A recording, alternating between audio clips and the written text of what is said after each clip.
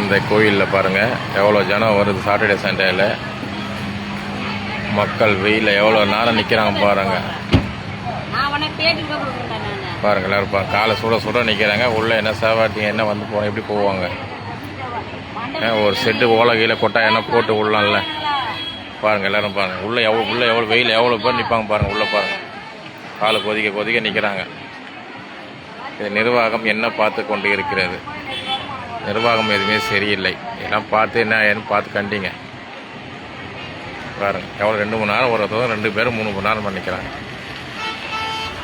இதெல்லாம் நயலில் நிற்கிறாங்க பாருங்கள் வெயிலில் பாருங்கள்.